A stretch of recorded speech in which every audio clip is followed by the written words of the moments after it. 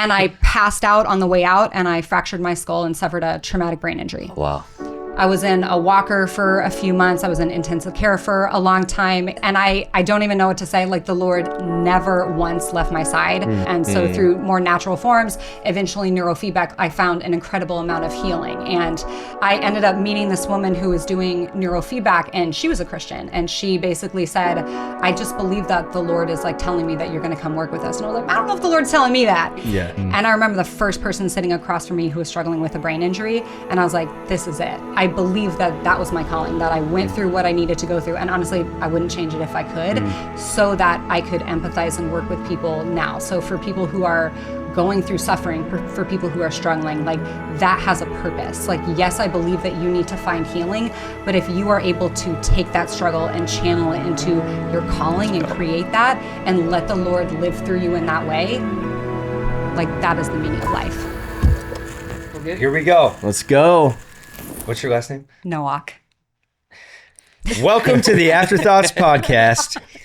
Today we have a special guest in the house. Angie Noack is joining us. She is the Senior VP of Development at Brain Code Centers. That's right. And if you don't know what that means, you're going to find out today. Do you know what it means? I know. I don't want to say all of her stuff. Okay, right. So I'm going to let Angie speak, but we're going to talk about brain mapping and brain waves and science and all that kind of stuff. Am I correct? Yeah, dude. Immediately showed how much I know about this stuff. Today's episode is going to be this side of the table asking a lot of questions to this side of the table. Yeah. You guys will represent the science nerds and the fun guys. The sports guys. Angie, before we get to the serious stuff, tell us a little about yourself, where you're from, where you grew up, and most importantly, your sports teams. As you can see, we are diehard Colorado sports fans. By the way, the Broncos came back and beat the Eagles in Philadelphia. Biggest win we've had in a long time. Incredible. So thank you for congratulating us on that. And let's hear about you. I love it. It was a big coup for Bo Nix. So I'm from the Pacific Northwest originally, born and raised in Washington. So I love Pacific Northwest teams when it was the Pac Northwest. Obviously, everything has fallen to bits now. Yes. Shout out to Bo Nix, though. Listen, crushing it. That was a big deal. Big deal. Washington State originally, lived in Oklahoma City for a little while. I've been in Denver for, it's probably 13 years now. I moved out there to get my master's and then was recruited to a neuro company when I graduated. And honestly, I don't know how y'all left Colorado. It's hard once you're there. Like, it holds on to you. It is. The weather, it's sunshine. a nice Especially place. this time of year when it's fall. Yeah. Oh, man. No Summer humidity. and into fall is when we miss it the most. But then when our friends up there start telling us it's snowing, we no longer We can't do winters and snow anymore. I imagine that has changed your body temp. Like, I came down here and I'm immediately hot. I imagine you would go to Colorado and freeze to death. Yeah, always. Freeze to death. Yeah, we're not good sports about it. No, we have terrible attitudes. But we get our Colorado fix a lot because we travel back there for quick trips, and so we get our Rocky Mountains and our fresh air, and we always joke about the grass because Texas grass sucks compared to Colorado grass. It's the best grass in the world. You just take your shoes off and run through everybody's lawn. Then we come back here, and my kids can't even play in the grass because of red ants. And it's like so spiky. God they'll only cut their knows feet. what's in the grass here. Like, I didn't even know what a chigger was until I moved to Oklahoma, and I was like, that's upsetting. There's some bad bugs. There's some bad bugs. You don't have in Colorado. Absolutely not. Yeah. Okay, but most importantly, have you adopted Colorado sports? Here's what I will say. The Seahawks are always I'm gonna live and die by the Seahawks. We don't need to talk about the Super Bowl that year. We're just gonna leave that by itself. I don't even remember it. So thank you for not bringing it up. I bet you don't. I used brain mapping to erase that from my brain. I don't remember it at all. Just pretend like that. It's like God with our sins. I no longer remember them. Yes. I don't think Peyton Manning knew he was playing in the game when it was happening either. Nobody seemed to. He didn't. From the very first snap, back-to-back Super Bowl wins for Denver. Obviously, I can't say names. we were doing a lot of brain mapping and neurofeedback with teams at that point. I'm not going to give us silent credit. I am going to give us silent credit. Okay. So you said now, during this last Super Bowl, 2015. No, yes. Thank Okay. you. Yep, last Super Bowl wins. Obviously not the last few years. Yes. Yeah. So Von, So you can't tell us, but it was Von Miller. You're telling me that I Von Miller was absolutely able cannot say if it to was Von take the Miller. ball out of Cam Newton's hands multiple times in Super Bowl 50 thanks to you. So thank you on behalf of us, because that was great. That shows the power of neurotherapy right there. Just okay? yesterday, I referred to that Seahawks Super Bowl as one of the worst days of my life, and someone was nearby and she was like, "Are you serious? That was one of the worst days of your life?" Yeah, he means it. Yeah. He 100% means it. Dead serious. I actually flew to Washington to watch that Super Bowl, so I didn't feel Denver hate. Good. And that was the Yes. correct decision. It was weird. What Like about in the- the whole city for the week For sure. after. Yeah. It Oh, was yeah. like Oh. you could drive on the highways and everybody's driving like Just 15 miles an hour. What just slower. happened? Oh. It's like black and white. Nobody's looking at each other in the eye at the grocery store. Cloudy Yeah. all day in I feel like Colorado. the weather was even. It was gloomy. Yeah. It was, there's no energy. That atmosphere is gone. I got sick the next day, I Yeah. think, just because I was so upset. just sad. Yeah. That's a sad sickness. I wore my Wilson jersey to work for an entire week, and it did not go well. No, that won't It was But not it received. was cool when you traded him to appropriately. us, and then he was bad. Also, you're welcome for that. Yeah, he just decided to I- not. That was a bad. In fairness, Yeah. had anybody said, "Hey, should we take Russell Wilson?" Right. Thank you. The answer is yes. Yeah. At the time, What? the answer was yes. Oh, at the time it was he was already past his prime. He was at that Oh. point. Yes, Well, he was we already. believed the other's narrative. He was Yeah. Sierra's celebrity husband by that point. There was no way it was going to go well. But no one didn't. asked me. They Are should you a have. Mariners fan then? Absolutely. They're making a playoff run They're right now. making a We're cheering freaking for 'em. We're Mariners run. fans right now. We're Rockies Oh, yeah. fans, so we have to choose a team when the playoffs come around, because obviously the Rockies are never in the playoffs. But we, That so would we have never latched happen. on to the Mariners bandwagon in honor of Ken Griffey Absolutely. Jr. Of of course. our childhood. Grew up So on go Ken Mariners. Griffey Jr. We can all Friggin' agree on that. Ichiro, Ken Griffey. Oh, yeah. Don't Edgar tease. Martinez. Come on, Hi. Randy Johnson. Randy Throwing a Johnson. baseball at Oh, a man. Original A-Rod before he seagull. became annoying That's A-Rod. right. These Yeah, are good yeah. The days. OG A-Rod was Okay. That awesome. team was great. Yeah. And Dan Wilson, who's the catcher, is the manager now. Wild. I believe that's true. That team Okay. was so fun. So we have a lot to talk about, so I don't want to waste too much time. That's kind of what I'm best at on this podcast. But I was everyone's thinking we could favorite. wrap after that. So Yeah, that was a great episode. that's actually Angie's why we good. came. I'll close in prayer. So the goal is that you're going to be able to analyze each of us by the end of this episode. Tell us everything that we need to do or what's wrong. It's we kind need of a wizard lot of help. magic. That's I what I'm figure here if you for. helped Doug, you could help anyone. So I'm excited. But first, Yeah. we have a little segment here called Questions with Kayla. And I bet you could guess what happens. I am What do gonna. you think? I feel like Kayla's gonna do something wild. and Oh. I'm going Oh. to answer the questions. This Whoa. You Kind give of us the Jeopardy. answer. You give us the Jeopardy. answer, Kayla, and we'll try to figure out what the question That was. would be Jeopardy. That's true. That would Isn't be. that how I guess I'd Jeopardy be works? taking Yeah, that's right. AJ's Yeah. spot. One is, yeah. What is questions with Kayla? Correct. Yes. Correct. Okay. Wah, wah, wah. Okay, I just have a few Jeopardy questions, sound effect. icebreakers, get you warmed up because Fire it up. they'll get you going. We A lot of build up here. Let's do it. Okay. What do you do for fun that you feel like actually puts your brain at rest and at ease? That was a great question. This is a Thank great you question. so All right, much. Kayla. This is going to give most people the ick. Oh. I long distance run. I love it. I know. I hear you. Like, I get it. Most people are like, oh, guy. And they're like, oh, the runner's high is not real. One, that's true. It's not. At some isn't? point, you just start to black out. And so it kind of gives you like that false sense. But But the endorphins, that's not a thing. What's happening when I do enjoy running for a little bit Yeah. during the run? is that? So it's like when people say runner's high, that at some point you just like feel so elated. Maybe I've just not run like long enough distances, but I've run very long distances. So I don't know how many miles it takes. Like, is it 50? Is it 100? But I do feel like at some point Haven't gotten there. At some point you just kind of like Driven- numb out, driven but it does put my brain into such a good state. I feel like the Lord speaks to me on long runs, probably because that's one of the only times I'm, listening. But long distance running. right. Okay, that's Wait. what's that. What's the longest distance you've run? So I do an ultra marathon relay every year with my sisters called Hood to Coast, where you Okay. run from the top of Mount Hood to the Oregon coast. But it's a relay, so you're not doing, it's like 200 miles, but that's not all mine. And I would say probably like 25 miles is the longest I've run. Okay. So a marathon, That's wild. basically. Yes. yeah.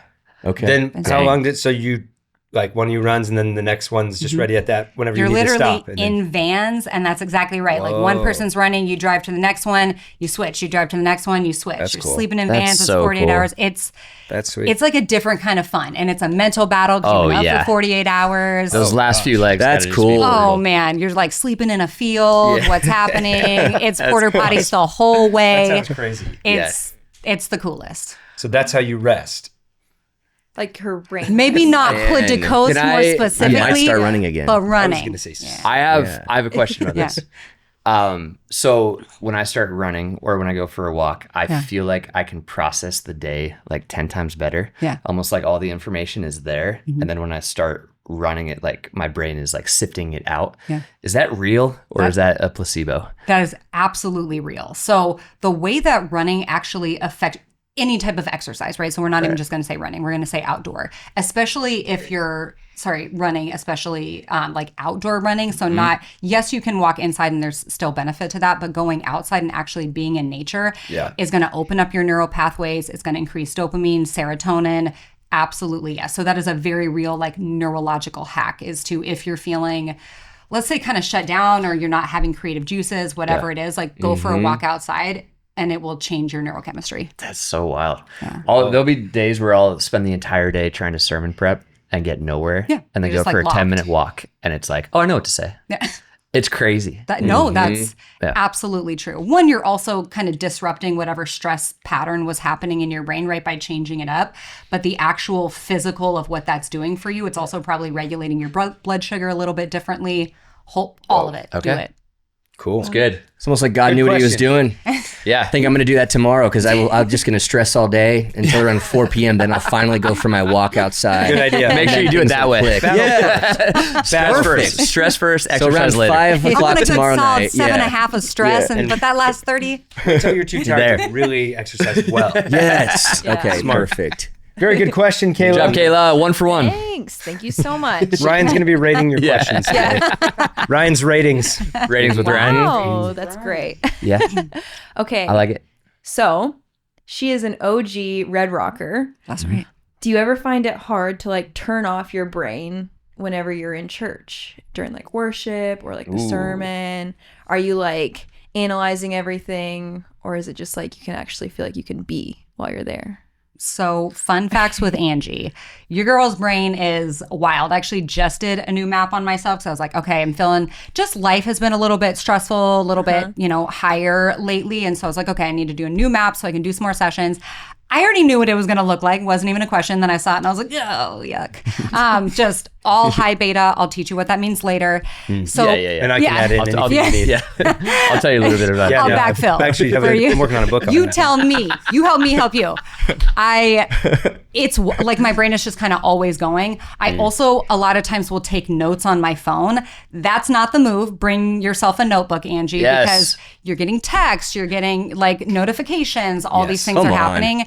And so, yeah, honestly, 100%. Now, I feel like worship for me it's not hard, right? Phones down. I am all in. Music actually activates both hemispheres of your brain and makes them work together. One of the only things that does that, which is incredible. So worship, I don't have a hard time.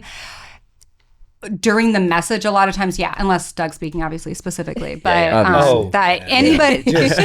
Bars the whole time. Incredible. It's so captivating. Just zoned in. Yeah. But the yeah, content I of the delivery absolutely better? do I have a hard don't- time. But that's not just in church, right? That's in everywhere. life in general. Yeah. Can you say more about worship activating both sides of hemispheres of your brain? So music That in feels general. important. Oh my gosh, music in general activates and makes both hemispheres of your brain like kind of work together in a different way. Okay. So if you have kids, right? Like people talk about making their kids learn an instrument, piano, violin. I mean, it literally, I don't mean to say it like this, will make them smarter. Like absolutely do that. If I ever had a kid, they would be just complaining the whole time. Like, I don't want to practice piano. Like, you'll do it forever. Yes. Like it's not even like that, and golf would be, the like non-negotiables Good that they would call. have to do. Okay.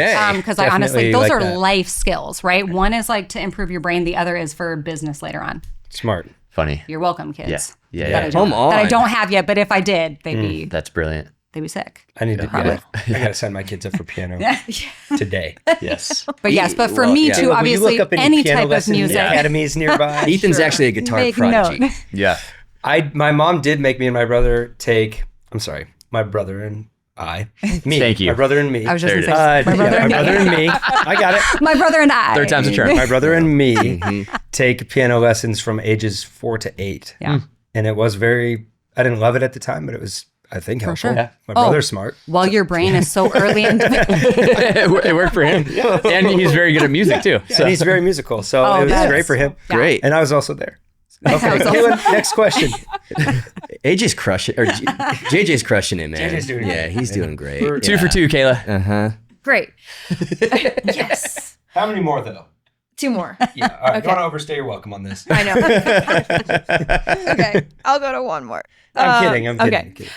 Well, I was already going to ask this, but now that we're onto the music, what would be your soundtrack of your life? You can either do genre or like specific song.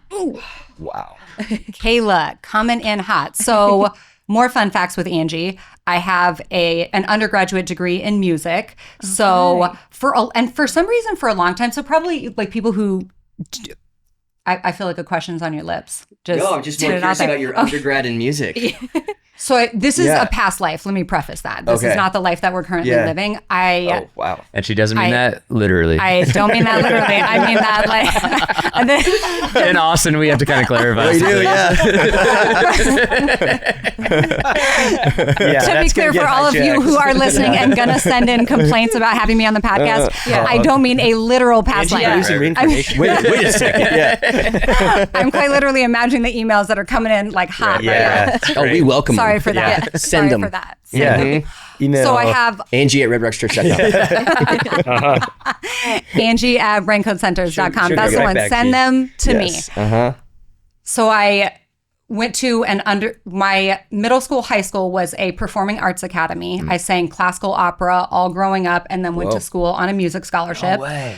That's cool. Loved it. Now, like, when people are like, oh, how does that manifest now? Singing at church, like in the back. Because obviously I'm like I'm a back row homie. You know what I mean? Like come in like right as it starts, like leave right as it ends type of situation, like on Sundays. But you're singing it opera style. I'm not singing it opera style. I was going to say, are you belting from the back row and harmonizing? I'm like just like quietly to myself. Okay. But so sometimes I feel like when you have... Like when you're musical, you can be a little bit judgy about music. Thanks for pointing to me. I like piano lesson. Now that I know about the guitar, we are musicians. Prodigy, He's referring to your brother. I'm just get like when you're musicians like Angie I am. Yeah, good. Yes, I'm getting that. And me. My grammar is growing through your brain mapping. Thank you. You can get kind of weird and kind of judgy. And for a long time, I was weird about worship music. And I don't know why. Like I was like, oh, it all sounds the same, like G chord, B chord. You know what I mean? You know what I mean? I do. And I feel like a couple of years ago, the Lord put it on my heart. He was like, you are like, worship music is it. That's how you come to me. And so I started playing only worship music in my car. So now and honestly, the Lord like totally changed my heart about that. And I feel I love worship music and I'm freaking here for it all day, every day. Was listening to a little Forrest Frank on the way here. Like don't even tease. So it's either like Vivaldi would probably be like the soundtrack of my life. Wow. Or not probably a little Forrest right now. Probably a little Forrest. So it depends on the day. Yeah. Ethan loves that right now. He's... Oh, yeah. The Lemonade. Have you heard Lemonade, the folk version that just came out last week? All right. I haven't, Doug. Yesterday. Song recommendations with Doug. Doug and I played in a golf tournament yesterday, and we got a walk-up song on one of the tees, and Doug's was Forrest Frank. Pick Forrest Frank. That's dope. Wow. Yeah. And I picked Vivaldi. Yeah. So. Don't even the spring movement. Don't is that even correct? tease, Angie. Yeah. I had that one time when I was playing in a tournament, but I picked All I Do Is Win. So I did not go the Lord centered on that one, but yeah. And did you win? I didn't, but I did have longest drive. So there you go. So you won. So congratulations. Did you win a prize? In a different one. Absolutely. Yeah. Good. It was a bottle of milk. We're just going to say milk. Yeah. Dr. Pepper. Yeah, Dr. Pepper. Yeah. I put it on the shelf. I didn't drink it. Of course. Yes. Ryan almost won the longest drive contest yesterday. In fact, I think he did. That's what's up. But it was so close. that he didn't feel right about actually moving the card depended on over the to angle his. that you really looked at did. it. Gotta It's move it. always one of those where it's like you're Yeah. laying down, you're measuring, you're putting your back. And there wasn't a judge there. It was like you had To do make it an yourself. objective call. So they were like using their GPS, whatever, on their phone. Like, you technically are a yard further, but if you look at it this way, Are you a it 1 looks Enneagram? shorter. No, No? not yet. Not yet. Interesting. Well, I don't think Okay. that's how it You're works. gonna get it. Yeah. That Yeah, I would like to be when I'm older. I'm working my way up to the Different number perfectionist. each decade is what we're all trying to do. Mm-hmm. okay. Okay, So well, thank you for that. Yeah, But no, So you didn't win. Yeah, I but opted yeah. out. But Very he humble. kind of did. Okay. Yeah. But he didn't because he didn't. So last And, question. and the prize was like, what was it? It's like it was a $200 $200 gift card or something. Yeah. well, But the Lord will give me you'll find- double you'll- for my trouble. Yeah. Something like Nope. that. Okay. Bad theology again. All right, Kayla, back to you. Last question. Okay, last one. This will tee you guys off, and then you can go from there. Golf, that? nice. Yes. Okay. What's something you've learned about the brain and all your studying that you've done that has made you think like, wow, God really knew what he was doing when he designed the brain? If there's one specific thing, I know there's a lot, but I was like, going to say, man. These are fantastic Showed up questions. prepared Hi, today. Kayla. Yeah. Just job. coming in Caleb, hot. 3 for 4. Good job. I'll have to Soundtrack think about which one. Yeah, what's the third? That is so. First off, every aspect Yeah. of the human brain reminds me daily that like how present the Lord is. But I would say probably the number one thing would be the people's ability to change their brain, right? That our brains are 100% neuroplastic. They are always willing to change. It's a matter of finding a way in which to elicit that change. And that to me is like the presence and the fingerprint of God on our DNA is our ability to change. That's really cool. Renewing the mind. Be transformed by the And- renewing of your mind. That's kind of relatively new findings, right, about neuroplasticity, because we've always known that's been true for kids until like you reach a point where your brain's developed, and then they, historically have kind of said, okay, then your brain doesn't change. It's no longer neuroplastic, but it is. It was right? like 30 years ago that they were saying you hit age 30, 35, and it was like, burp, done, like plasticity Yeah. is dead. You can't, and that has been disproven time Okay. and time again. Our brain is always neuroplastic. It's always willing to change. So you can 45, teach an 65. old dog new tricks. That's right. Wow. Oh my gosh, our brains are Myth absolutely busted. incredible. So that's Right wild. there, Bowser down here. New trick for that guy. It's possible, buddy. Because that Doing means today. hope. I guess the word I'm thinking right now is hope for Right. anybody listening right, to right. this who feels stuck with the brain they currently have. 100%. Yeah. We feel very beholden to what we're born with or what's happened to us or what we've experienced.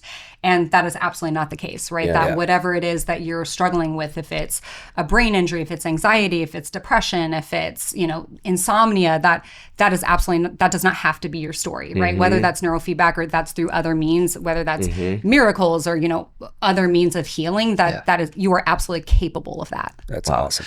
Is it true that it gets more difficult as you age? Honestly, I don't believe that. No, that I have people who come in and train with us at 85 and their brains Wow. are, incredibly neuroplastic and incredibly willing to change. That's awesome. Sometimes kids' brains, I would say, change a little bit faster because they have 7 years of ingrained neural pathways Right. versus somebody who has, 65 years of ingrained neural pathways. But even that's not always the case. My mom is 68 and has done a lot of neurofeedback with us, and her brain is amazingly neuroplastic, and her before and after brain maps are, phenomenal. So, Wow. no, I don't believe that. I love Okay, that. let's dive into Yeah. this. Uh-huh. So, if someone's watching and wondering what is this episode about, what are we going to talk about?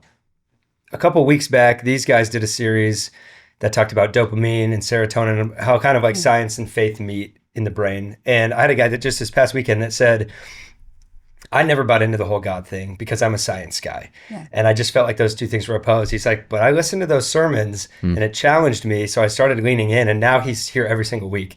So you met him there. And I think a lot of people get left there where people don't have an answer for some of the science stuff, or they don't want to talk about that because they see science as an enemy of faith. Yeah. Instead, you are people, especially that have a passion for bringing those two things together. So today's conversation, I think, is going to be beautiful about how God designed us and how we can learn through science better his plan for us and live that out better. But first, tell us how you guys met, how you got connected to brain code and all this stuff, and the journey that you've been on trying to solve some of the issues that you have, I guess. Shall we call them issues? That's a really polite way to say. That's a really nice Some of word. the hurdles, Yes. hurdles you might be trying to Hurdles is a good overcome. word. Yeah, Hurdles, issues, 30-foot walls. mountains. Mountain's a good word. Yeah. Tell us the journey, Doug. Well, Angie and Rachel Yes. reached out to me maybe a year and a half ago, Yeah. something like that, and introduced themselves and what they do for a living, working for brain code and neurotherapy. And at that point, I had never heard of neurotherapy. I What had is the no idea definition what it was. as we break into this? Can you really quick define brain mapping and then neurotherapy, and then quickly tell us how you got involved with it? I mean, you can't do the first two quickly. You know what I'm saying? Give us one sentence. You reached out because he's got migraines and issues like that you were trying to help. So yeah, I mean, literally, I was sitting in Red Rocks one day, and I have a girls group, and so I'll text if the other girls are not, in church, or I don't know if they're listening. I'll just say, Red Rocks is lit today, go listen. And I texted. That's actually for real. Fire emoji. And I texted Rachel, and I was like, bro, Doug's talking about mental health. He's talking about migraines. I was like, we got to find him. And let me tell you something about Rachel Lambert. Her spiritual gift is stalking. That is also a real spiritual gift. It's not even a question. Mine's apologizing. Hers is stalking. Like, if That's she funny. puts you on her kill list, Yikes. you've already been introduced. It's the deed's already done. So I put Rachel's She'll on the find case. you. Oh, she's like, who's like the intersection, right? So she's looking, she's like, who knows Doug? That we know that. And she has no issue asking for an intro. I don't care if she met you one time 20 years ago. She's like, hey, we're friends. Loosely, I need you to intro me. You got in your car and then you heard a voice from your backseat. Hello, Doug. It's Rich. Oh, hi. Found out what the license plate is. Go stand by his truck. She has a personality where you don't mind. You're like, okay, yeah. It's not even a question. We're gonna have a great conversation. Absolutely. She's She's like a hey, wonderful person. You need what I have, and you're like, I do. You're right. Probably that's correct. Oh, yeah. So it's like 2 days later, I'm on a Zoom with Doug. Obviously, because if you put Rachel on the case, the deal's already done. So I get on a call with Doug and Zoom with Doug, and literally is like, hey, here's who we are. That our company is Brain Code Centers. It's not a Christian company, but we are Christians leading a company, and I believe that when the Lord puts someone on our heart, we need to answer that call, and that's you right now, and what you kind of were talking about in your sermon, and we'd love to basically offer you this kind of solution that I treat people with anxiety, with migraines, all these different things all day every day, and see such incredible results. And not even enough people know that it's a medication free option, right, of training and of changing your brain. So Doug said, let's fire it up, and we got going, and that was, gosh, I think 2023. Yeah, something like that. Yeah. And I was in Denver preaching. Yep. And then you came in on a Saturday to meet me to do a brain map. Yep. I still remember I showed up and you were doing laps. You were walking laps because you said, 100%. I got to get my steps in. So absolutely. You were doing laps. I literally had just got done with a run. I was sweaty. I was like, you meet me on a Saturday, you're getting sweaty workout, Angie. So absolutely. Yep. Because you also, you told me on that Zoom call, you and Rachel said, we have a bet on what your brain looks like, and we want to see if we're right about it. Yeah, and we were, by the way. Were you right? 100%. What is that? What are you picturing in your mind to those like Ryan that don't know anything about this? Right. Yeah. For example. For the lay people, not us. Yeah, not musicians, not musicians, geniuses, not prodigies, doctors, but other prodigies. people. Other people, like the other opera people. singers, peasants like Ryan. Just me. Voice of I'm an literally angel. just me. Yeah, of course. That's why you're here, so we can explain. Somebody to who you. doesn't have an angelic voice. What would you say to him? Someone about who didn't therapy? take piano lessons. Someone who came in second in the longest drive competition yesterday. Yes. For those people. So to give kind of the broad stroke overview, brain mapping and neurofeedback, a brain map is a quantitative electroencephalogram. So similar to, let's say, an to break it down. We got this. An EEG, or like a SPECT image, if you know Dr. Amen, it's an electrical and neurological scan, basically showing us all of the wave activity happening in the brain. And the way in which we look at it, all humans are capable of producing the same brain waves. Delta are deep, slow, restorative, relaxation sleep waves. Theta is kind of a drifting into sleep wave, where you're not fully asleep, but you're not fully awake, kind of a daydreamy type place. Okay. Alpha wave activity is a receptor. So alpha is kind of your bridge that helps move the brain around. It pushes it up into the fast. It moves it into the slow.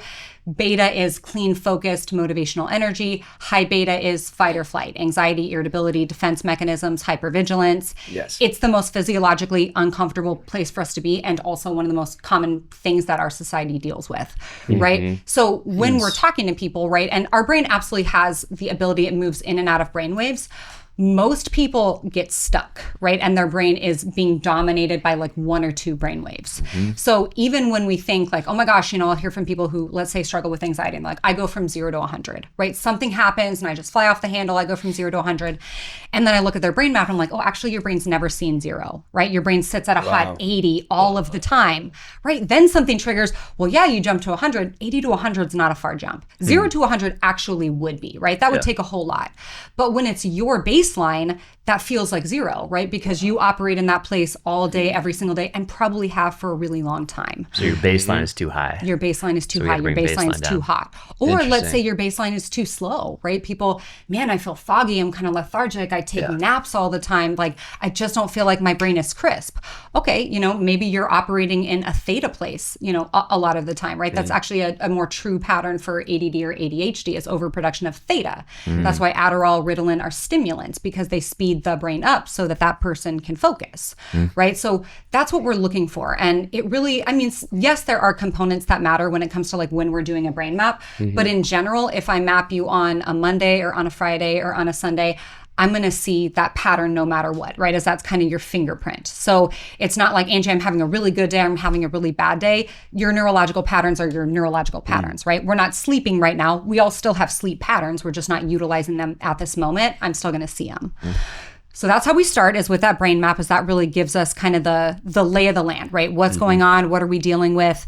50 people could come in with the exact same symptoms. They will have 50 different neurological patterns, right? So everybody, again, this is kind of, back to like what makes me realize like the Lord is so present in every aspect, that our brains are so incredibly unique and individual to us and are like a roadmap of our lives, right? Early developmental trauma, all of these things. If you had a concussion 15 years ago, it doesn't mean that we can't see it in your brain, right? So all that, and then the actual neurofeedback is operant conditioning of the brain. It's reward training. We're literally teaching the brain on a neurological level through visual and auditory reward, not putting stimulus in, to create new neurological patterns to ultimately change that symptomology. Okay. Whoa. So if I do a neurotherapy session, neurofeedback session, I have this like, what is it called? Just the band. I was gonna bring it today and I forgot it. Yeah.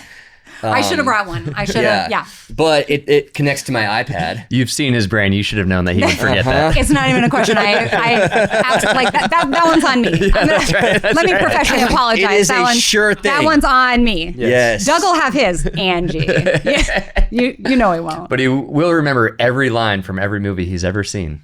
Somehow. That's true. Listen, that's a totally different area of the brain. It's awesome. It's wild. We'll explain that later, Ryan. Okay, thanks. Ethan will explain it to you after. We don't have time right now. But I'll be like the message translation of what Angie says for you. Yeah, Eugene Peterson. Perfect. Call me Eugene today. So I'll be watching like a 20-minute YouTube video with this headband on. That's just reading brainwaves. Yeah, it's not putting any stimulus in. The Correct. headset that you have on is just, and so Doug's doing our remote program. So we do have in-person offices in Denver, Tulsa, and Dallas. If you live outside of that, we can literally serve any person anywhere in the world. I have people training with us in Switzerland, right? You can do it from literally anywhere. So you have an app on your phone, the headset, but the headset, it's only picking up electrical wave activity and then basically filtering it through. So the electrical wave activity that it picks up goes into the amplifier, then gets fed back to you through visual and auditory. Think puppy with treat, right? If you're teaching a puppy to sit, you give it a treat, it repeats the behavior because it wants the reward. Eventually we can take away the treat and it still knows how to sit, as now that's a new neurological highway in its brain, right? We have neural pathways to everything. Every morning when we wake up, we don't have to relearn how to walk, how to talk, how to eat. We already know how to do those things. But we ingrained them at some point, right?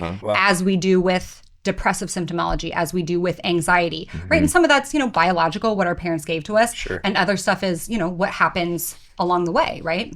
Yeah, or a lot of us nowadays living in a chronic state of fight or flight. Oh my gosh. Because there's just there's fears everywhere or pressures or stresses. And so that's now like the new norm, right? It's like the parasympathetic and the sympathetic nervous system, and parasympathetic is sort of that rest and digest and repair mode, and then sympathetic is fight or flight. That's right. And we should live over here, and every once in a while go over here when we need it. But we all kind of live in fight or flight mode. We all kind of operate. Even like if it's a low grade level, that's now the new norm. 100%. I mean, think about what are things that overstimulate us, right? You're right. Stress, anxiety, life stressors, phones, screens, right? We're on screens 24/7 being overstimulated, as well as just our culture. I honestly don't believe that our brains were designed to handle as much, for lack of a better term, bad news. You get on Instagram, if anything bad has happened anywhere in the world, you have it. It is in your face. We are not designed to take in that much like tragedy and information, and we're becoming desensitized to it because we're so overstimulated already. So there's all of these different things just constantly overstimulating us. And I won't even get into all the things like in food and things like that that are also triggering our brains. But yes, many of our culture, like probably the number one thing that I treat day in and day out is symptoms of anxiety and stress. Yeah. So that would be like the high beta. A lot of brain times. waves, right? Yep. So high beta. You can do different protocols. So I've done a few different protocols over the last 18 months, and like let's say one of them is I have a lot of theta waves. Yeah, which you do have a lot of theta waves. He does. True. Yeah, for sure. Yeah, right. Yep. Which is like not so good. That's cool. The chart shows, and then it just says not so good. This is not so good. This is your diagnosis. Not so good, Doug. Just a question mark. The report that I sent was could be better. Could be better. Needs improvement. Yeah. So all these protocols is not like, hey, we're gonna completely give you a new brain. It's like, no, this is the brain God gave you. We're just helping you optimize it so that you can use it 100%. Shift between the different gears of brainwave levels, like so that you're in control rather than your brain just sort of controlling you. Yeah, exactly. All of our, I mean, we have amazing, complete, unique, individual brains. There is no one perfect brain that it's like, this is the brain that everybody's brain should look like. It's more so, okay, your brain looks completely different than my brain. Just like, I mean, bodies, right? If we go to a fitness trainer and you show them a picture of an Instagram model and you're like, that's the one I want. They're like, well, actually, like nothing about your body looks like they're like. Right, what are you talking about? You're not 6'7". So are you going to grow another like 15 inches and put on like 50 pounds of muscle? Like what are we talking about? It's about optimizing what you have for you, because what you have is perfect and amazing. It's probably just not serving you the best that it can right now. Good. Yeah. So you looked at his scans originally. We have a picture of it. We can have 3 project up Here we go. If you show us on here, you can Angie, show then us. he can put it. He can put it. I'm about to fire it up. That's great. Let's into go. You're looking at Doug's scans. You're probably in shock. Where do you I've want me never to? quite seen anything like this. Okay, so this is our original scan, and you can see delta, theta, alpha, beta, high beta. Anything warmer in color is 1, 2, 3 plus standard deviations above the mean in overactivity. Anything cooler is underactivity. You can see a lot of red and orange and yellow, so overactivity happening in delta and theta. Wait, sorry, really quick. Ethan, can she turn it around so we can see it, and then I'll get a screenshot of this that you can actually put up, We'll put so up here. everybody else can see it more Fire clearly. it up. Great. Yes. So this is his original map, and this is one page of, a 65-page report, but we're looking at overactive delta, overactive theta. So one of the original things that we were talking about, right, was like migraines, right? Where are these migraines coming from? And especially when we have a lot of delta wave activity and theta wave activity happening during the day, which is actually sleep wave activity. Think about it like when you pull your car out of the garage in the morning, you need to go 30 on the back streets and then 60 on the freeway. Imagine if you hit the freeway and it will not speed up to 60, right? You're like puttering along at 30.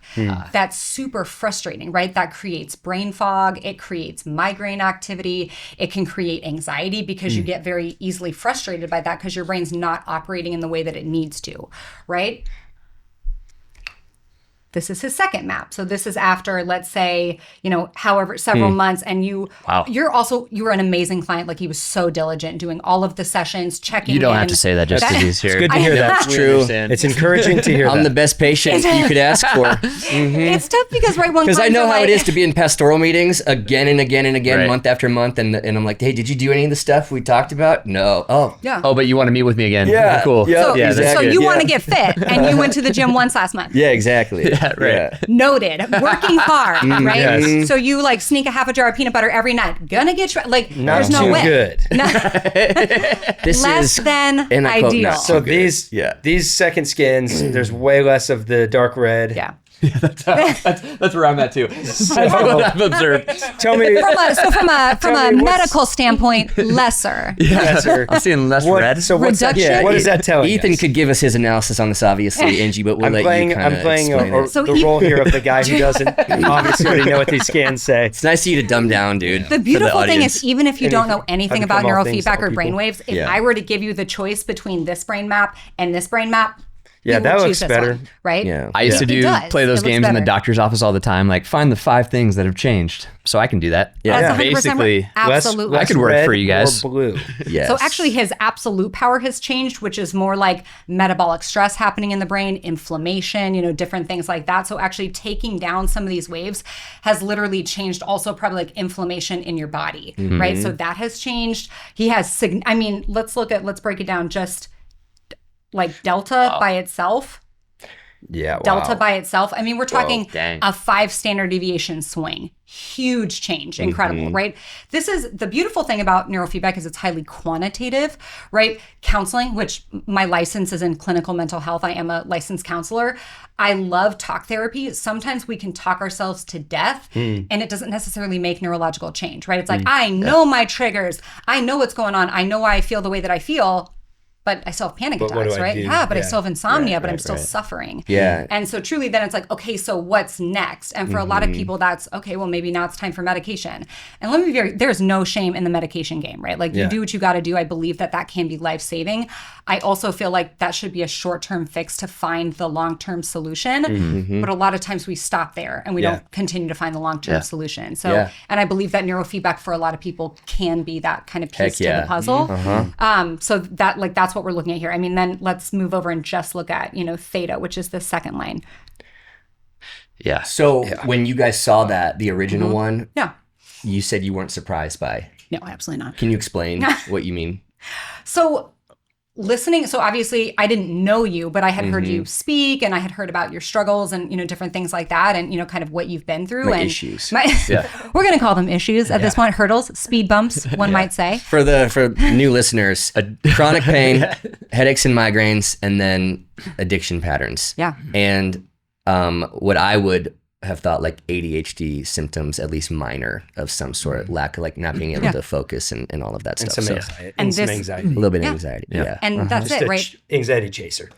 Yeah. Just a little skosh of anxiety. a little bit. Just on the, A well, on the little back. sprinkle. You didn't want anxiety to be left out. Throw it back with a little bit of anxiety. Tells it back. That's exactly right. So one, because of the way that you talk, the way that you speak and the way that you present, we know that you have extra creativity and that generally comes from theta, right? So I absolutely knew that you had extra theta. We believe that it was probably on the cingulate, which is right along the top ridge of the brain. Having the extra delta made sense with your migraines, right? So I absolutely knew that your brain was going to have excess theta wave activity. The excess delta, I would say, it wasn't necessarily a surprise. It made sense with the migraine wave activity. Migraines can come from probably 30 different patterns in the brain, right? So that can also be a little bit spicy, which that's also what's so cool about the brain, right? It keeps you guessing and things show up in different patterns that you don't necessarily expect. But absolutely, Rachel and I were talking behind the scenes before we met, I was like, I bet you it's theta. She was like, it's theta. You know it is. It's theta. Yeah. Which is more of that kind So of classic funny. ADHD pattern. Absolutely. Yeah. Yeah. Yep. So Yeah. what were you doing then? What's the experience like once you talk to them and they're like, we're going to mail you this thing to wear on your head, Yeah. plug it into your iPad, then what happens? What are the sessions like? You watch, it's a 20-minute session and you'll just watch like a YouTube video and Do you get to choose what it is or it's something they've pre-selected? you get to choose. Yeah. Yeah. So Kyle Mooney videos. Yeah, basically. Great. YouTube golf. Been watching a lot of that. Let's say it's a protocol for lowering theta. So my brain, and you correct me if I'm wrong about any of this, I but definitely will, yeah. my brain is trying to be trained to let's have less theta than you have. Okay. So it's going to read the amount of theta waves, and the reward she's talking about is the screen will either be bright so I can see it, or it'll get dark so where you can't see it. And then the volume will be loud so you can hear it, or it'll get quiet. And if my brain is doing what it's supposed to be doing, which is less theta, then the screen will get brighter and the sound will get louder. But if it starts not doing that, then the screen gets darker and the sound gets lower, and then you want to be able to see and hear what you're watching, and so your brain will start to figure it out and do what the program wants it to do, and as it starts to figure it out, the screen gets brighter, and then so there's times where I'm watching it and it's like 3 minutes and it's like I can barely see it and barely hear it, and I can almost feel my brain's trying to figure this out, and then as it does, that's cool. You can see it and hear it again. Does that make sense? Yeah. So she said non-invasive. There's nothing being sent into your brain. It is measuring what's coming out, what's already in there, and it's just training it. Whoa. The dog with the treat. How does that work? Is that right? Like how's No, you're 100%. Okay. That's exactly right. Yeah, it's thresholds, right? So we're giving it goals, right? Yeah. That, you never. It's like going to the gym for your brain. It's literally going to the gym. It's PT for your brain, right? You don't want to go to the gym and you're like, I'm going to crush those 50s today. Like, don't start there, right? You're going to hurt yourself. We want to go, okay, do some kind of a fitness test, right? All right, I can throw around these 5s. That feels pretty good. I can throw around these 10s. That feels pretty good. So we're literally giving the brain thresholds to meet. And as soon as it meets that goal, then, okay, now we reevaluate the threshold, right? So we're doing all of that on the back end. And then your experience of it should be really passive and really enjoyable, right? That you get to watch a show, you get to listen to a podcast, and that's kind of dealer's choice, like whatever feels good to you. As if you are watching and experiencing something that you enjoy, your brain's going to work harder for me, right? So I want it to be something that's relatively enjoyable. Right.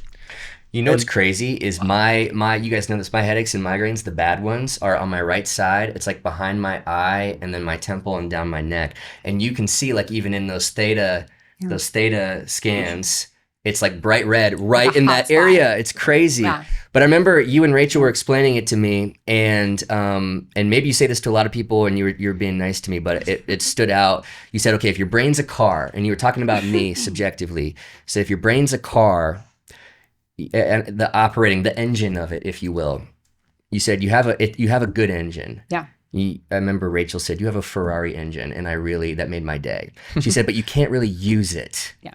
And it frustrates you. Absolutely. Because you want to get on the highway on that wide open toll road and drive at 80 miles an hour and get things done and use it. But all those theta waves, it's like it keeps you like on 30 miles an hour on the frontage road and like you're in traffic. And what I realized for me is interesting. I've been so prone to addiction over the last 10 years. And that started because of chronic pain and painkillers and all that stuff. But even for me, like my journey, and if you are new to this, I had an 8-year battle with prescription Vicodin for chronic pain that ended 2.5 years ago. And looking back at it, I'm like, people, they'll hear me say that and they'll think, okay, Vicodin. So that means you pop some Vicodin and you veg out on the couch and watch movies and you're high. And they kind of picture that. I'm like, that's not my experience at all. Yeah. My experience was always this almost like unlock something in my brain so I could get the car onto the highway. Like I was very high functioning on it. And a lot of things that I'm prone to addiction, it's because it actually lets my brain do, I feel like, what it wants to do. Yeah. And so I could, write a book on it. Yeah. Like I'm not talking about laying on the couch and feeling high, and it's not that. It was, I feel like my brain was better. Yeah. It's almost like it did unnaturally, and for like 4 to 5 hours, and then it wore off, and I needed it again. What neurofeedback is trying to change naturally and actually make a long-term, more steady shift and transformation in my brain. So it's like you shouldn't need pain. You shouldn't need that medication. Like maybe there's a time and place for a short season, but there's also, that's buying you time to really solve the problem long term. Yeah. Right? It makes total sense why you're 100% right. Why we want the things that we want, right?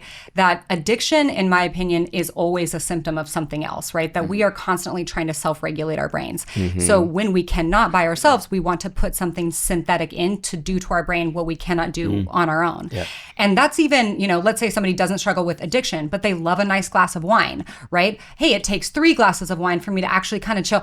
I can tell you exactly what your brain looks like, right? Because that is something that goes in, right? So for somebody who, let's say, smokes marijuana or something like that, it makes total sense why we look at their brain and they say, I don't even feel high, right? Like, it actually makes me feel more normal. And you're like, there's no way, right? Like, you love getting high. No, honestly, right? Like, okay, yeah. But you're, I live in Colorado, right? Like, everybody's like, I need it for medicinal. I get it, right? And I look at their brain, I'm like, it makes total sense. What if your brain could do it on its own, right? Like, what if we could take away this synthetic situation and teach your brain to operate like the way in which I believe the Lord intended it to operate? Would you choose that? Is it going to take work? Yes. Is it going to take effort? Yes. Can we get there? Absolutely. Yeah. So what happened over time of doing that? Well, it was a few different protocols. And so originally what we did was, okay, all those theta waves that are kind of that second lowest, that second slowest or whatever. Yeah. Let's get those down. And so that was the original protocol that I did. And that's where I noticed like the biggest change even in headaches too. Wow. Yeah. Cool. Wow. And it was, or I think on that, you mentioned it was all kind of isolated towards one part of my brain too. And so you had a ton in the prefrontal cortex. Yep. Yeah. So which is your executive functioning, the CEO of your brain is in the front. Right. Yeah. So let's spread that out, like a little bit more evenly throughout your brain. But then also, even right now, I'm doing like a one for that mid beta. Low beta. Yep. Low beta. Like a reward. Yeah. Yeah. So it's as we pull down on some wave activity, it basically allots electrical energy to go elsewhere, right? So as we pull back on theta and we reward low beta, which is more focused, motivational, like kind of clean cup of coffee in the morning energy wave activity, we're reallocating that, right? As human beings, we only have a finite amount of electrical energy, not infinite. So if your brain is using all of it in delta and theta, it just doesn't have any for anywhere else. So as we pull back, we can put more in. Right. So I can, and that's kind of that state of you're more focused and you're getting things done and you're doing so without 3 cups of coffee and all the, it's interesting for me because the other protocol I'm doing has to do with alpha.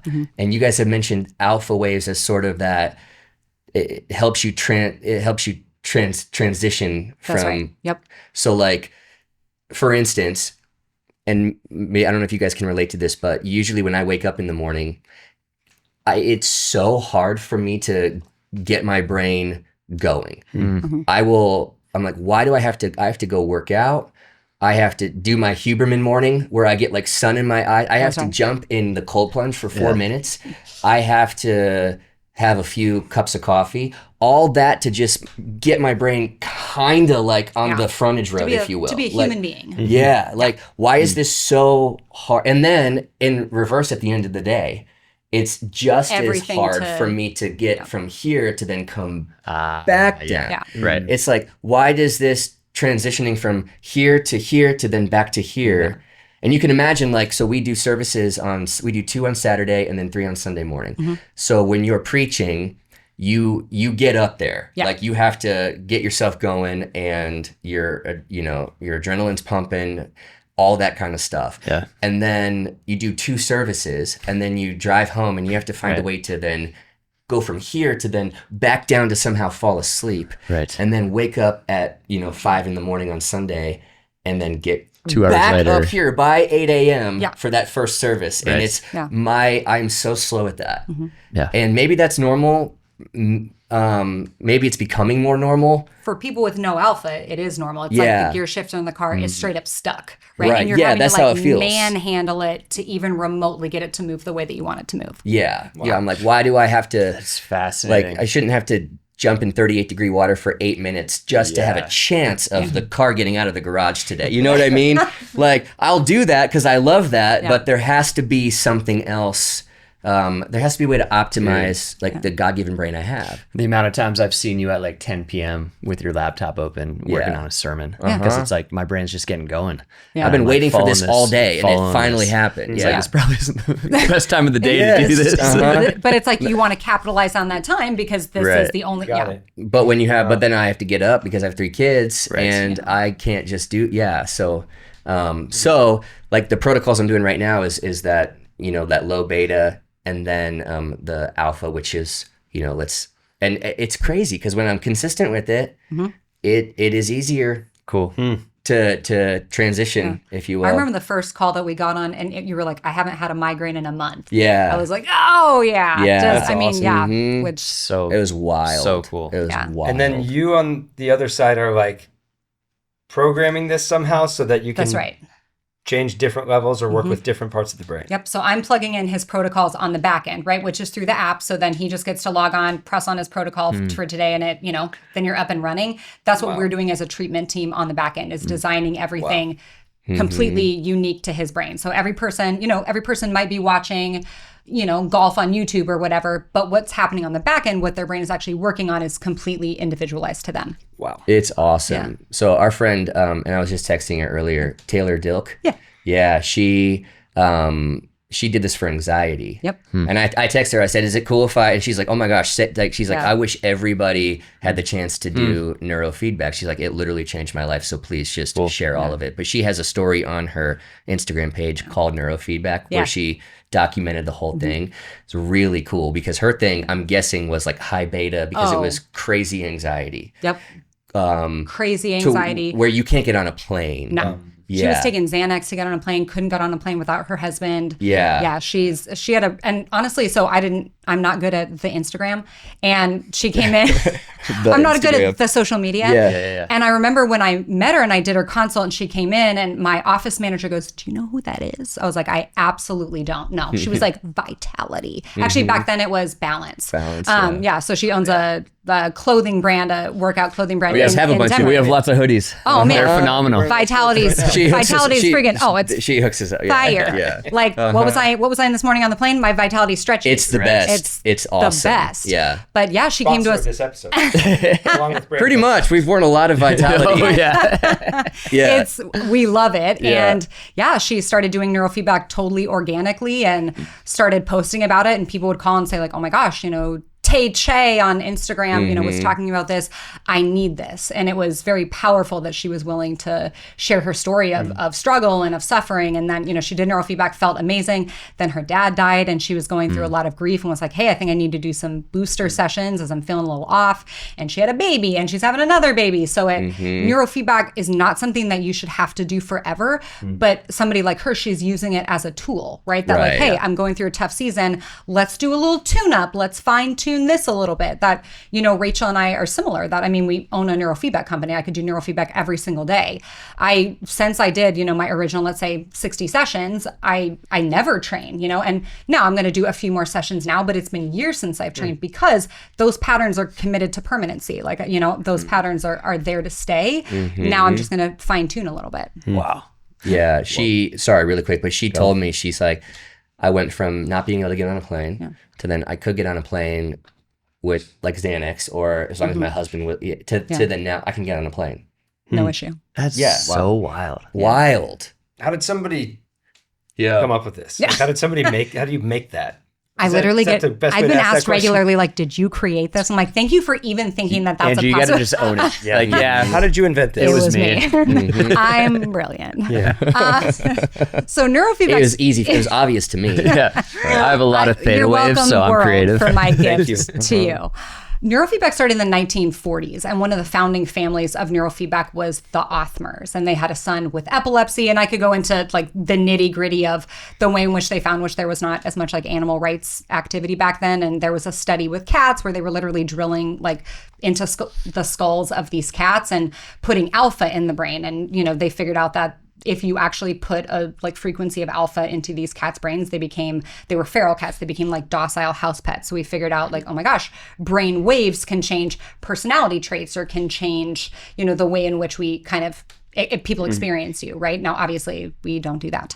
But we figured out brain wave training, right? That through exterior forms of training. And we're looking at, we get brain waves through a lot of different, kind of avenues that if you watch an open flame, like an outdoor open bonfire, the way in which the flame burns is actually at the frequency of alpha. So you know how when you find yourself being kind of like mesmerized by a fire and staring at it, it's because it's actually putting an alpha frequency into your brain. Wow. Now, there's not, which I know it's super cool, but there's not a reward stimulus happening with that. So it's not creating it to permanency, right? Okay. That's where neurofeedback comes in, that because we are hooked up to your brain and because there's reward happening with it, just like learning any new skill, if there is a reward stimulus happening, now our brain starts to do that over and over. If you're teaching, one of your babies to walk, if they're walking towards you and they fall over, you're not like, oh, buddy, your proprioception was off. Like you're like, good job, yeah, keep going, like, you're the best. Doug does say that to Mila. Well, that's how we talk in my house. My kids are super smart. Yeah. Their brain starts to autocorrect, right? As you give them reward stimulus. So you know what's wild is the picture in Revelation of Jesus coming back. His eyes are on fire. His eyes are flames. And so there's almost something cool of like, we're going to be so mesmerized in that moment. And he's the alpha. What? And the omega. I love that. But it's there is something to that. It's like the awe that we feel when we like in worship have our eyes focused directly on Jesus. There's almost something from this side of the table that can explain why that's happening. Yeah. That's good. In our mind. Cool. That's crazy. It's kind of what you said earlier, that when people try to separate science and religion, and actually I did a consultation, this was a few years ago, with a woman, and she emailed me later and said, like, me and my husband are Christians and he just feels like this is very like against God. And I emailed her back and said, I'd love to hop on a call with him. And he didn't want to get it, but I was like, clearly I probably didn't explain it well enough, right? Like, again, professional apologizer. I'm like, let me put this back on me. I obviously did not explain well enough because I believe the exact opposite, that neurofeedback is not meant to make you someone who you are not. If anything, I would say being crippled by anxiety or struggling with migraines or being addicted to pain medication, like that's not who you were created to be. I believe that neurofeedback offers you becoming more of who you were created to be, right? Like giving you that option to kind of find that and to create that and be that. Yeah. Like we're all the fallen versions of what we were. Of the Imago Dei. Right? Exactly. The image of God. So made in God's image, exactly. But then covered up by years of shame and living in a fallen world with brokenness. And so one of the things you're doing is you're helping people sift through all the stuff that's not supposed to be there so that your true self, who God created you to be, can come out. It's like your kingdom come, your will be done on earth as it is in heaven. It's like in my brain as it is in heaven. So you're making it a little bit more like the unfallen version of, which is just called stewardship, in my opinion. You know what I mean? Like if our bodies are the temple of the Holy Spirit, then I've said this before. It was in that series where I really believe your body, which includes your brain, right? Not your mind, like your brain, part of your body, the hardware. Yep, right? absolutely. Not the software. Hardware, not software. Your body / brain is the vehicle that your mind and spirit show up to the world in. And stewarding that, I think it's like one of the most under-preached about, underutilized tools that we have for walking in our God-given callings, because this is my brain and my body is how my mind and my spirit show up to my family every day. Right. And how I show up to my spiritual calling every single day, you know? So I love that. Okay, what are some of the most common like problems that you see I imagine you guys have done so many of these brain maps. Thousands upon thousands upon thousands. Anxiety, depression, ADHD, trauma, PTSD, brain injuries, sleep issues, strokes, migraines. All of that. Do you think that's more common in our culture than other cultures in the world? Anxiety and depression, absolutely. That our culture is so overstimulated. We're so overstressed. Like we idolize the 80-hour work week, right? We idolize like, I'm going to work harder. I'm going to sleep less. I'm going to grind more. Like that. You win. You're the winner. You're crippled by anxiety. You have horrible insomnia. Your family hates you. Right? Like you're the winner. Like you win. You gain the world and lose your soul. So it's like truly, it's so funny. Like it's rough, but absolutely, I do believe that is unique to our culture. Now, is anxiety prevalent throughout the world? Absolutely. Concussions are prevalent throughout the world? Absolutely, right? But those are probably some of the more common things that I hear just on a day-to-day consultation basis. Yeah. Interesting. So that hustle culture, somebody who falls into that category and then gets addicted to it at some level, and it is ruining their relationships and their family and all of that, but they can't stop. What is happening there? Like, why is it that you go, this is ruining everything, but you know what? I'm going to work another 80-hour work week. Do you have any thoughts on that? So I think there's a couple things, right? I think one, you might be addicted to the success, you're addicted to money, like whatever it is that it's bringing you that you're holding of value. And also deeply ingrained neurological patterns, right? That, when we're addicted to something, right? Whether that's pills, whether that's alcohol, whether that's work, that is a deeply ingrained neurological pattern. So if you can wake up tomorrow and forget how to walk, like you have a far stronger brain than I do. If you can wake up tomorrow and forget how to insert whatever it is here, like you're a stronger person than I do. Right. And sometimes in our culture, we have very much the mind over matter, think it, be it, right? Man, I'm feeling really anxious. Just stop. My dad, Jerry Noack, he's the most wonderful man. I love him so much. When I call him, I'm like, man, yeah, I'm just really struggling with some feelings of, anxiety today. Well, just, stop. Yeah. Done. Dad. Oh, right. Now that you say it that way. Now that you've said it, I don't feel it, right? But that's a little bit our culture is that if I was stronger, if I was more mentally tough, if I loved the Lord more, whatever it is, I would then not be ruminating all night about horrible things that have never happened and probably never will happen.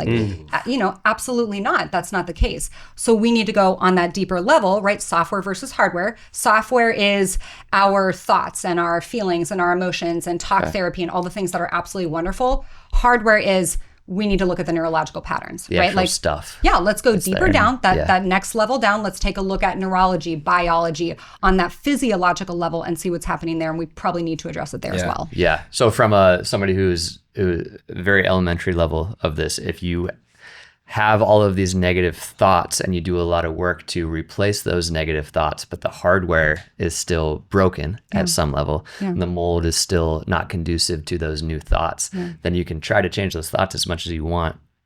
Eventually, you're going to shift back into the negative toxic thoughts. That's right. Am I close at least? Honestly, you're exactly right. And I talk to people who, I've done counseling for years. I've been, I'm doing the mindset, I'm doing the meditation, I'm doing the prayer, and I still feel so stuck, right? Or I've tried medication and now I'm taking, a med for the side effects of this other med. And, I just feel like I'm on this cycle, like what's kind of next? And honestly, a lot of times that's when people find neurofeedback, that it's usually not like a first round pick, right?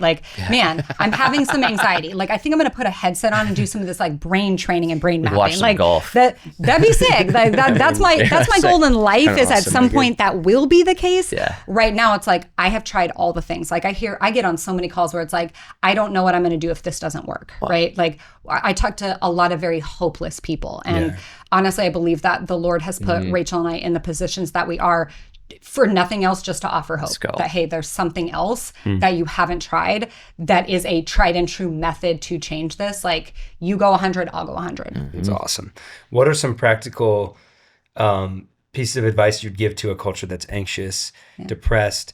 Obviously, doing this would be a huge help for a whole lot of people. But what are the continual habits that you tell people? If you can cut this and you can do this, your brain, those waves that will help that brain to stay healthy or get healthy. Absolutely. These are kind of the biohacks, right? So one, prioritize your sleep. And that, I mean that in setting your circadian rhythm, right? So put your phone down an hour before you go to bed. I know you talked about this earlier. Getting sunlight in your eyes first thing in the morning actually helps increase melatonin in the brain 12 hours later. Wow. So you set your sleep cycle first thing in the morning. So you think, oh, okay, I need to start at night. You start first thing in the morning. So take your coffee, go outside, not through a window, go outside, no sunglasses on, let the light actually get into your eyes, and it will help your sleep cycle. So we should stare at the sun. Directly at Do it. I wear the eclipse glasses? Absolutely, yes. And tape your eyes open. Yeah, exactly. I always goes if your corneas burn, it means it's working. That's right. Feel the burn. Okay, so keep going. No pain, no gain. This is good. Just put sunscreen on your eyeballs. The spray is easy.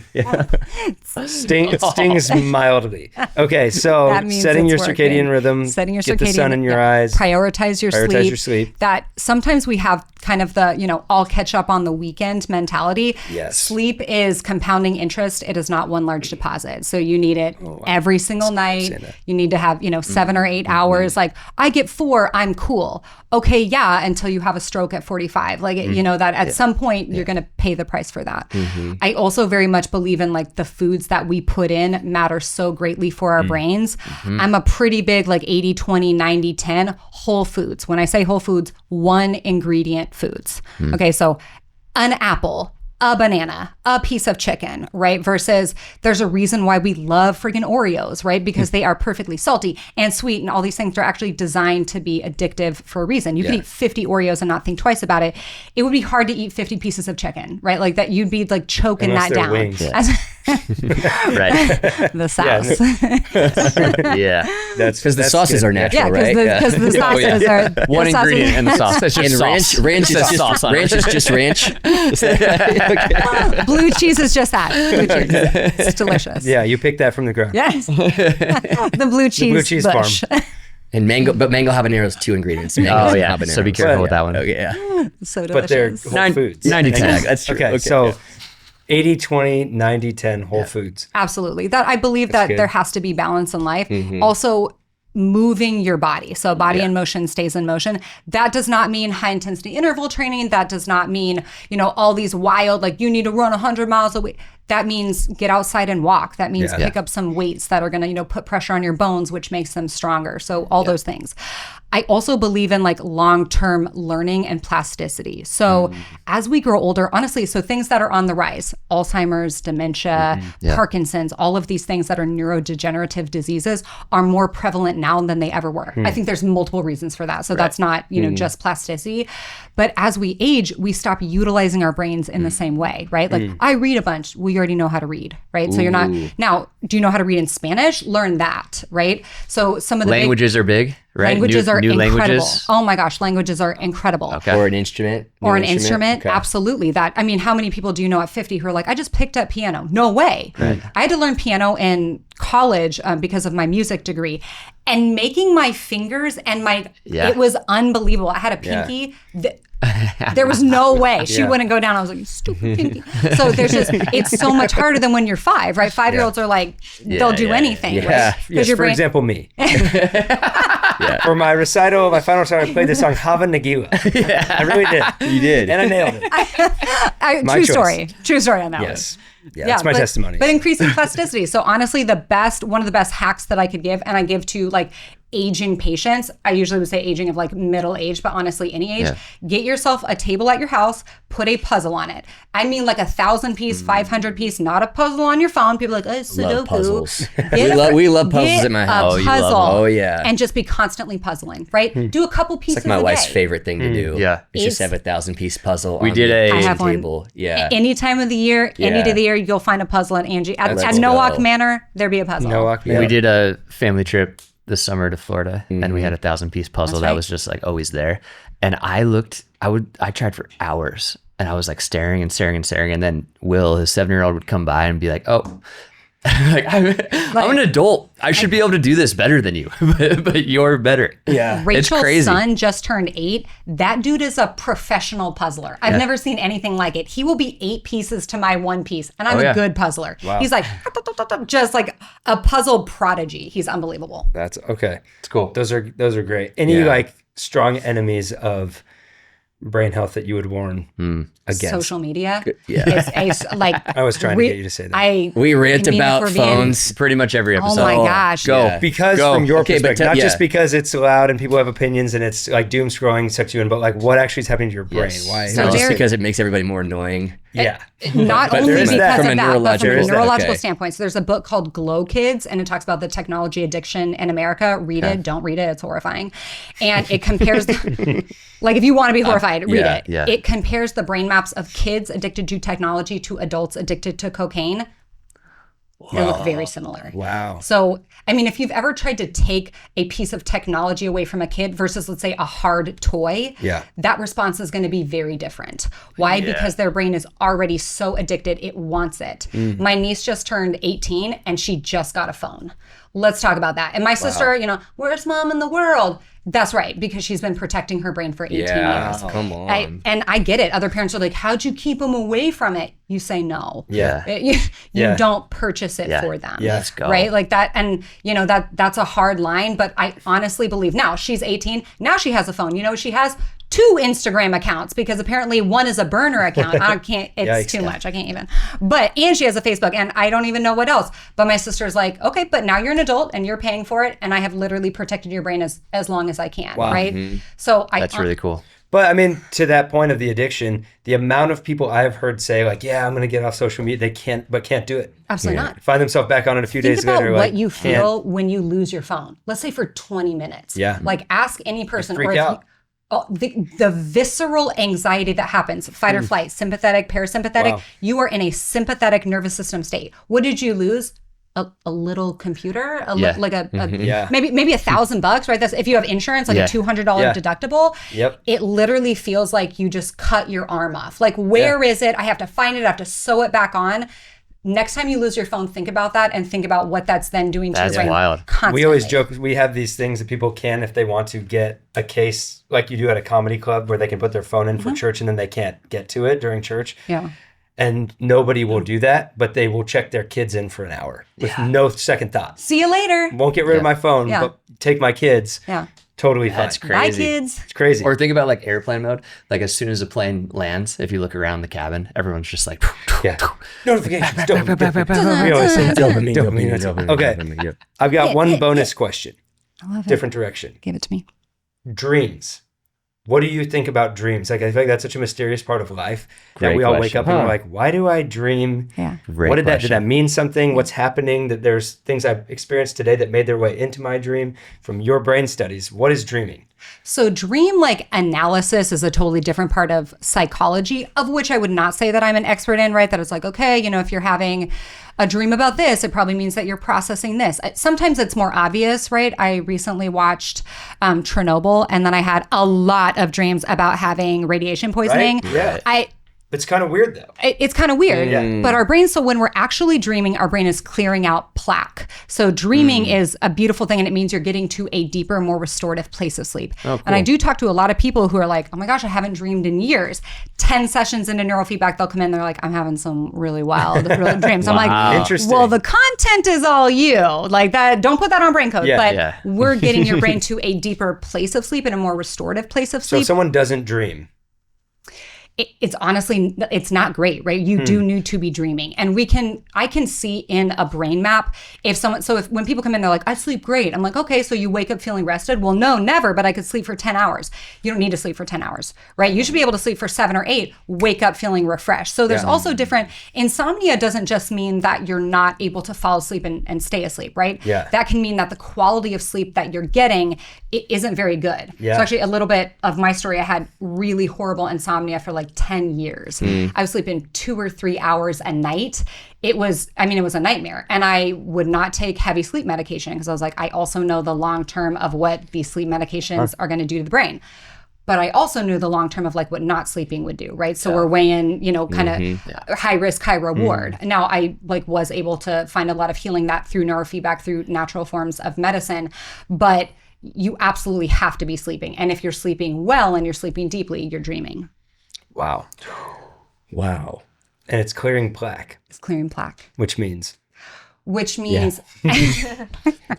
that it's a dentist. Yeah. So when there's plaque buildup, buildup in the brain, it's essentially like kind of like think about like a pipe being cleared out, right? We want our brain to be flowing. We want our plasticity to be firing. Wow. And if we have buildup, there's certain valves in your brain that only open up and like discharge during certain aspects of sleep. Okay. So if you track your sleep, right? I wear an Oura ring.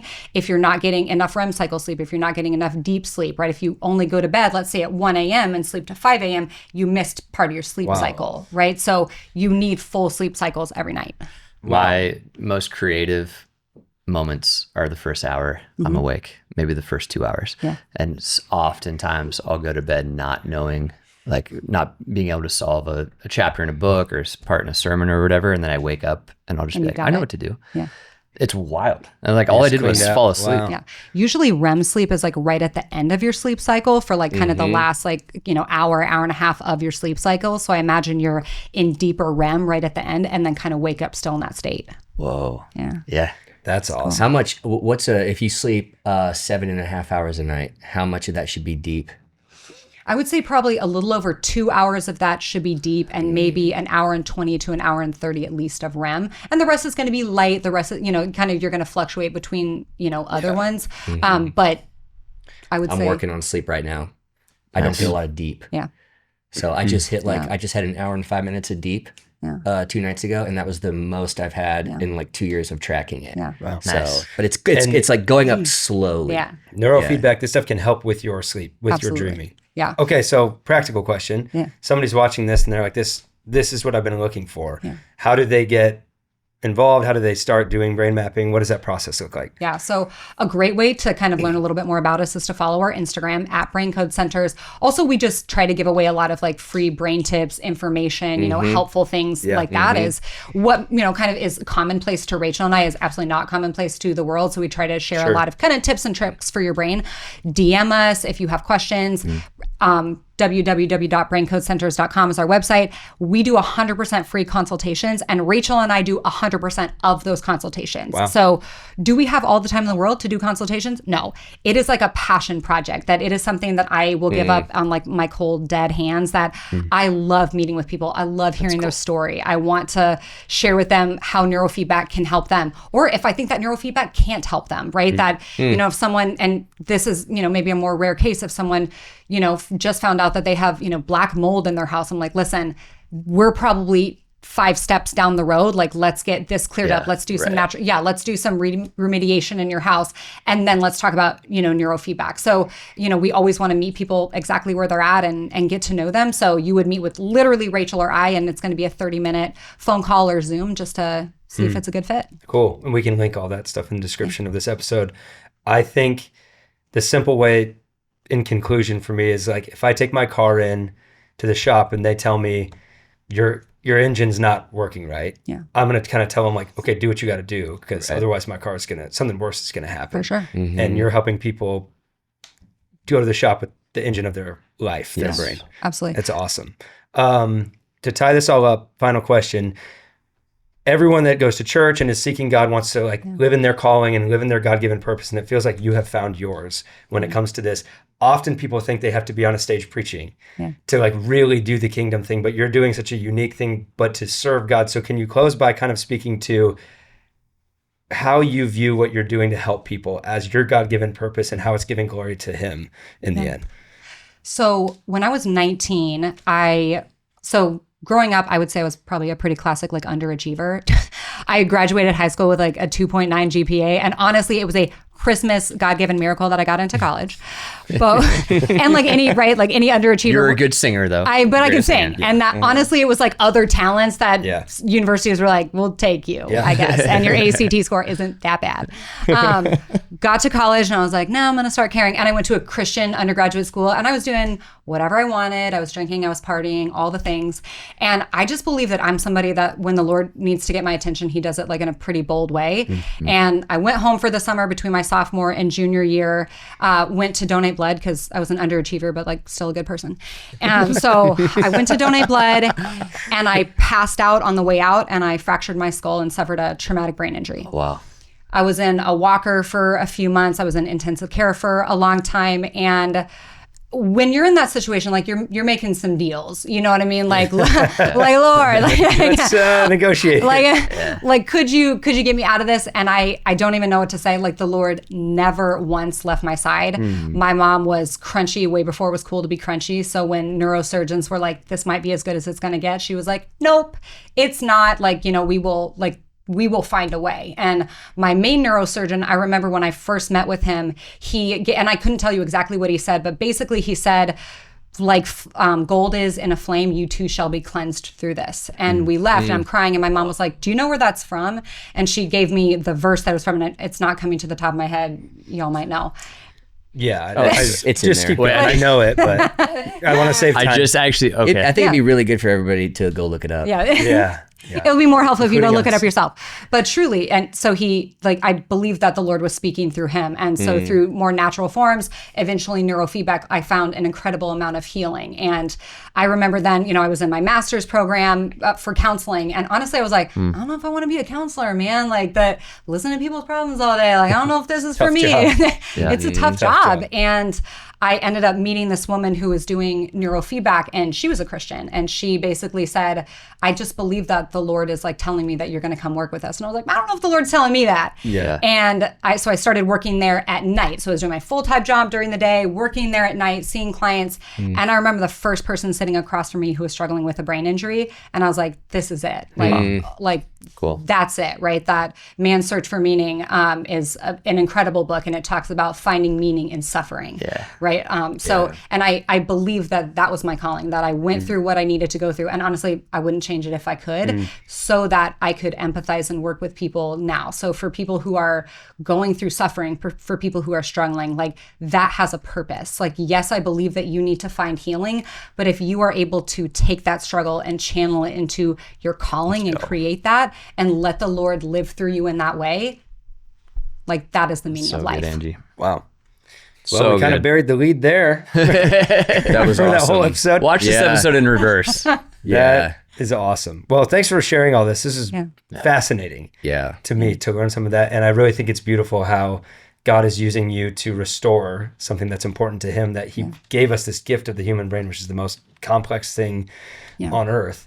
And you're helping people to actually get that running the way that God intended and live their God-given purpose and calling because of the work you're doing. So thanks for sharing all that. Thanks for helping Doug, because God knows he needs it. Yeah. And that helps us when you help him. So I mean, I am like an example of that. Like this is, my life is different. My life is different. So well, thank you for answering our call when we stalked you down and said, help us, help you, help us. That's right. Let's go. Well, thank you. Amazing. Thank you. Thank you guys so much for having me.